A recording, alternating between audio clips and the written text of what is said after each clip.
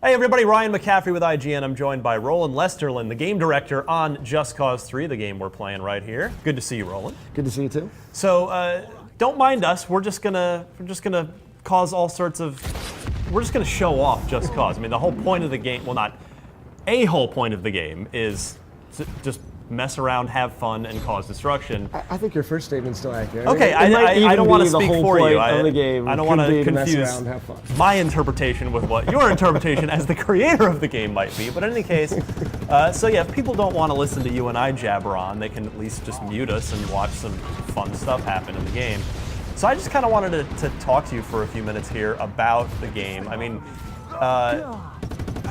I'm going to inevitably react to what's going on screen, but it's hard not to stare when the game's just going on, and it's an explosive, crazy game where all you're doing is having as much fun as possible and doing all the crazy things that you can dream of. Yeah. And what's kind of fun about how we've built the game and what we've tried to do is we really built the game first and foremost on systems. So how each system interacts with another system, like grappling.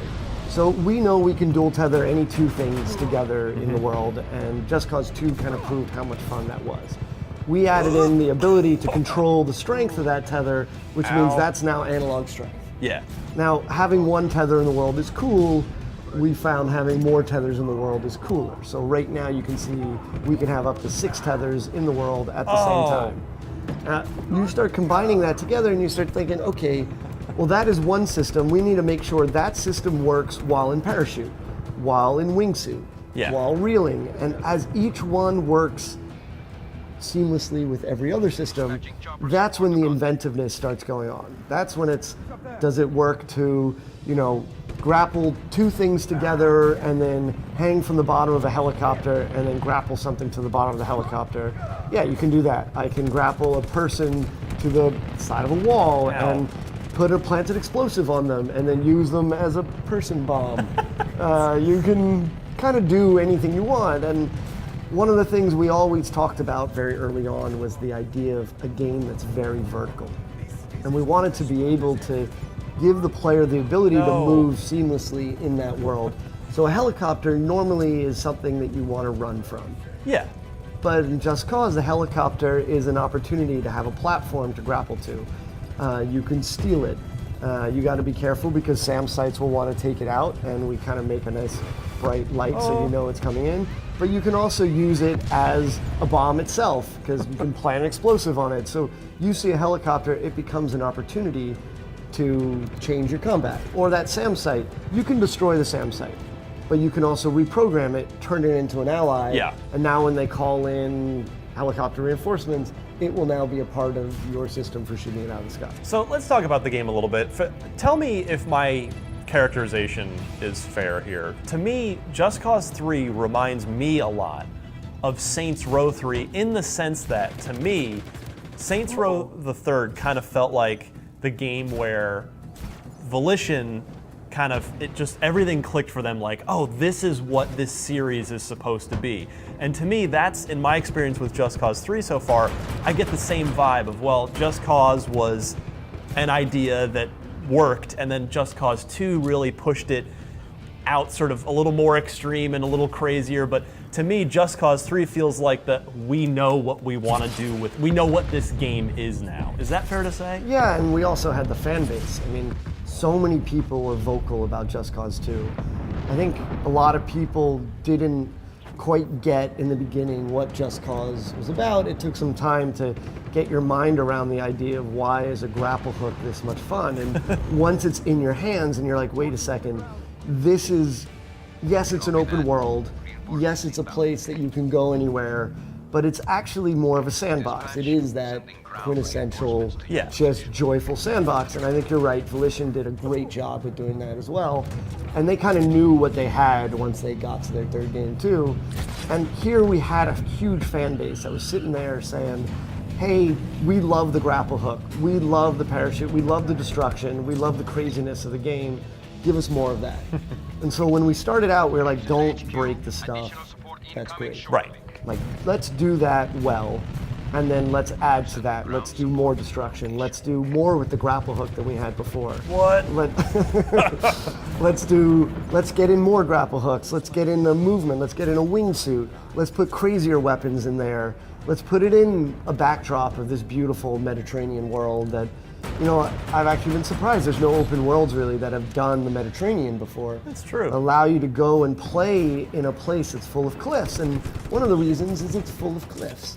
So it's hard to navigate around. True. So you actually need a character that is able to move up a giant cliffside, move anywhere you want him to go at any point. Okay, so now let's go screw around in another part of the world, and we'll just keep talking because I am totally fascinated by this, and I want to know more about the development insights here. I mean, you were telling me earlier, and I would love to get it on record here, about how with the design of this game in particular, of Just Cause 3, that the fun and the sandboxness is always sort of prioritized, in the sense of the example you were giving me is, you know, the AI actually is smart, but you were saying like you tone them down sometimes on purpose in order to make the game more fun. And then the cool example you gave me is how you'll occasionally program some of them to be dumb on purpose, in the sense of if you blow up a bridge, you know, some of the guys might stop and go, oh, okay, let's not go off that bridge, but one guy might just keep going in order for, you know, to have the comic effect of plummeting off the bridge. I mean, you need some plummeting off of bridges. That's kind of part of the joy of it. And, you know, we wanted to make sure that when you were playing the game, if you make AI super smart so they always know where you are, always can hit you wherever you are, there's sort of a feeling of, you know, is this fair? What's happening? Oh no. And so we wanted to make sure that, you know, while we were destroying bridges and you break basically the route that the AI can bring, yeah, that every once in a while one of them won't stop.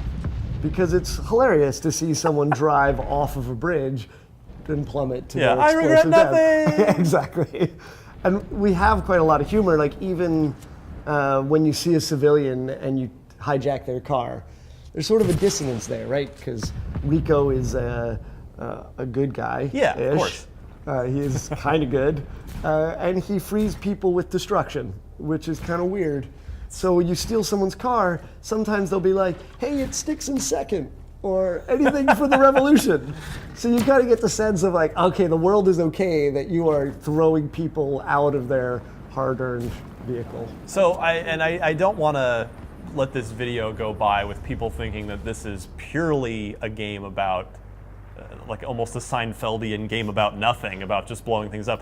There is a story. Like you guys haven't really shown it off much, no. But there is a story. There is a narrative here to be gone through. There's a full narrative about this world, about Rico coming back home to the place he grew up. And what's really fun about telling a narrative like that is, you know, as anybody knows, that friends that we had when we were 12 mess with us the same way of course. They do when they're 12. Like, yeah. You know, you're big. Ryan's hanging out on IGN, and you're like, all right, I'm a famous person now. And then your 12-year-old friend is like, I really don't care. Yeah. I'm still going to mess with you in the same way. So Rico gets to come back, and it's Rico, right? He's like, I'm a huge, basically action star for the agency, and I can go and take down dictators myself.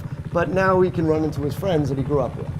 And part of it, there is a backdrop to it, because Rico left this country so many years ago, before Pinal, before San Escrito, before his time joining the agency, and he came, he had to leave this place because his parents were killed on the night of the coup that this dictator, when the dictator took over. Yeah. And so that turns it around. Now he has learned all the amazing tool sets to become the ultimate action hero who he can take down dictators himself.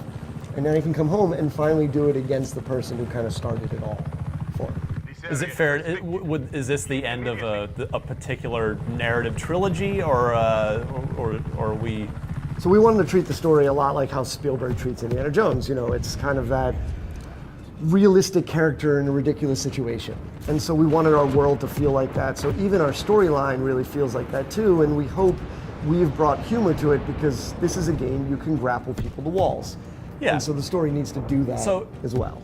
So I think it's fair to say that Just Cause 3, it has the tone of, I mean, it's literally a sunny game. It's not a dark, gritty game. It's even the plot tone reflects sort of the vibrant colors, right? Yeah, I mean, this is the wish is, you know, you have like a hard day one day and you want to come home and you want to play a game. Yeah. Quintessentially, you want to just have some fun. And Let off some steam. Let off some steam, and this is the game. You throw it in, and you know it's beautiful. It's this amazing, beautiful world to go explore, and with tons of explosions, and you can just unwind and race a car along the Italian-inspired countryside if you want, or blow stuff up, or wingsuit, or do whatever you want. It's kind of like that feeling that you know how the Corona ads make you feel like you're on vacation.